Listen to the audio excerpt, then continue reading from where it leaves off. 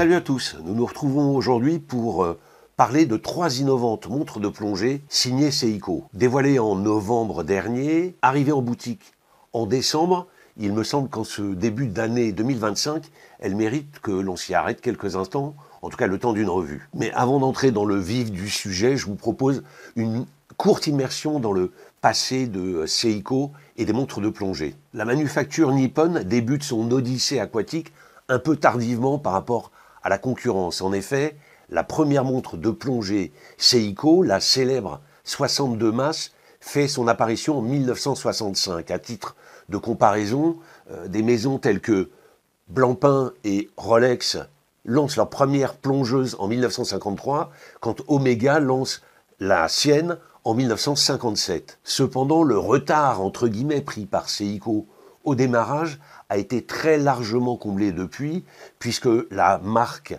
et la manufacture nippone fait véritablement figure de leader en la matière sur le marché, et encore plus si on s'intéresse aux montres de plongée abordables haut de gamme. Son offre en la matière est d'ailleurs d'une incroyable richesse, au point qu'il est parfois difficile de parvenir à arrêter son avis sur un modèle en particulier pour l'acquérir. L'arrivée en boutique il y a quelques semaines de ces 3 nouvelles montres de plongée ne va évidemment pas vous faciliter la tâche. Seiko introduit en effet à son catalogue les Seiko Prospex Divers 300 SPB 481, SPB 483 et SPB 485 qui associent un nouveau design à une redoutable fonctionnalité.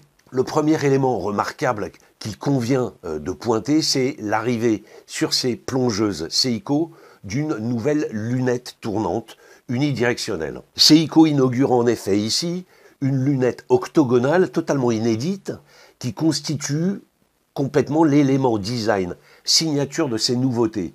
Alors, les montres équipées d'une lunette octogonale, ça existe déjà sur le marché. On pense évidemment à Audemars Piguet et à sa Royal Oak ou à sa Royal Oak Offshore. On pense également à G-Shock et certaines de ses références, ou encore à la Nautilus de Patek Philippe. Ce qui est en revanche rarissime sur le marché, c'est une lunette tournante, unidirectionnelle ou pas d'ailleurs, mais une lunette tournante octogonale. C'est plus rare et pourtant on se pose cette question quand on a testé celle de ces nouvelles Seiko. On se demande pourquoi des marques n'ont pas auparavant eu l'idée de créer des lunettes unidirectionnelles octogonales, tant l'appréhension et le confort de manipulation qui en résulte est étonnant. Alors, le résultat est d'autant plus agréable sur ces nouvelles Seiko qu'elles bénéficient d'un crantage véritablement sérieux qui demande un peu de puissance pour l'actionner, mais qui offre une sécurité optimale aux plongeurs. Je rappelle l'essence même de ces lunettes tournantes unidirectionnelles dont sont équipées les premières montres de plongée modernes. Elles permettent de fixer le début du calcul d'un temps, par exemple celui du début de votre plongée, qui va vous permettre de calculer le temps de plongée disponible compte tenu de l'autonomie restante dans le bloc bouteille. C'est une sécurité essentielle dans les années 50, puisque c'est là qu'elle apparaît. Aujourd'hui, moins important compte tenu de l'existence d'ordinateurs embarqués dans les plongées.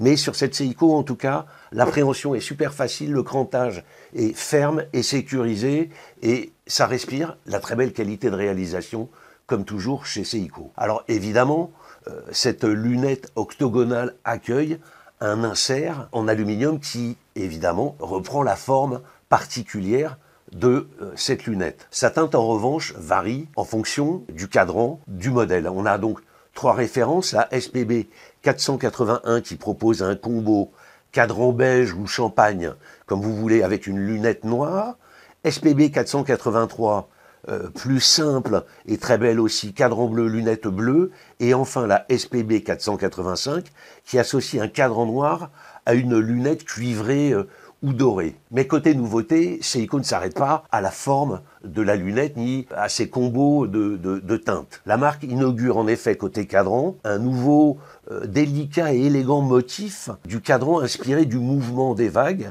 sorte d'ondulation légèrement creusée dans la surface et très bien réalisée. Seiko y ajoute, cerclant le cadran d'Inédis Index, qui sont composés d'une base acier en forme d'ogive et qui accueillent un généreux dépôt de matière luminescente, en l'occurrence le LumiBright, cette matière luminescente spécifique à la Seiko Watch Corporation qui est d'une redoutable efficacité. Le tableau est complété d'un nouvel aiguillage heure-minute, dont la forme d'ailleurs n'est pas sans rappeler, ou au moins évoquer, en une version cependant un peu plus chic, plus affinée, celui de la SLA 071, que d'autres connaissent sous l'appellation Landmaster 30e anniversaire. L'ensemble est abrité par un boîtier masculin aux dimensions qui sont néanmoins contenues dans l'univers des montres de plongée, puisque le diamètre s'établit à 41,3 mm pour une épaisseur elle aussi raisonnée et raisonnable de 12,5 mm. Alors le modèle offre, grâce notamment à la présence de courtes cornes et à une carrure galbée, un confort de portée très agréable pour une montre tout acier, donc avec un certain poids évidemment, sachant que le modèle est évidemment habillé d'un bracelet, également acier, avec une extension de plongée, certes courte mais présente. Donc le confort au quotidien est tout à fait irréprochable. Ce design, ce nouveau design, en tout cas nouvellement travaillé et, me semble-t-il, affiné, plus élégant tout en étant aussi fonctionnel, offre à ces nouvelles Prospex Divers 300 une polyvalence vraiment encore renforcée. Vous pouvez les porter, enfin vous les porterez une par une, mais vous pouvez porter le modèle, que vous soyez en short à la plage, en combi pour aller plonger, ou au bureau dans une tenue un peu plus stricte. Alors on parle polyvalence, la fonctionnalité de ces nouveaux garde-temps Seiko n'est vraiment pas en reste. Il ne vous aura tout d'abord pas échappé que le nom Prospex Divers 300 indique désormais une étanchéité à 300 mètres de profondeur. Je vous rappelle, à titre indicatif et pour une mise en perspective, que la 62 Mass, donc première montre de plongée Seiko apparue en 1965, affichait une étanchéité à 150 mètres de profondeur. La gamme des Prospex Divers 200, une étanchéité à 200 mètres, et donc cette nouvelle génération de montres de plongée Seiko, c'est le nouveau standard, 300 mètres de profondeur. Alors, on gagne certes 100 mètres, entre guillemets, par rapport à la génération précédente. C'est beaucoup plus qu'il n'en faut, parce que 99,9 999 000% d'entre nous se contentent très allègrement d'une étanchéité même à 100 mètres. Mais je pense que ce passage de 200 à 300 mètres de profondeur témoigne d'une chose, c'est le souci de Seiko de proposer à ses clients des montres toujours plus performantes, sans que cela d'ailleurs n'influe en la matière sur le prix final du modèle. Et ça, c'est quelque chose qui me paraît, en tout cas moi, qui me séduit et qui importe à mes yeux. Autre point à noter du côté de la fonctionnalité de ces nouvelles pièces, elle réside dans la motorisation, puisque Seiko fait ici appel à son calibre 6R55. Ce mouvement de toute dernière génération a été introduit au premier trimestre, me semble-t-il, 2024, pour équiper une nouvelle série de King Seiko. Il bat à la fréquence classique chez Seiko, à la fréquence de 21 600 alternances par heure, mais surtout il délivre une très confortable réserve de marche de 72 heures, sachant, je le rappelle régulièrement, mais ça me paraît important, que la moyenne du marché s'établit toujours aux alentours de 42 heures. Donc là, 72 heures, on est vraiment dans le haut de l'autonomie sur le segment des montres mécaniques à montage automatique. Enfin, pour finir sur cet aspect fonctionnalité, mais il était induit tout à l'heure par mes propos sur le cadran de ces nouvelles Seiko, la lisibilité, qu'elle soit diurne ou nocturne, est absolument redoutable et toujours conforme à cette exigence de, certes élégance, mais fonctionnalité que doivent offrir les montres Seiko, quoi qu'il arrive.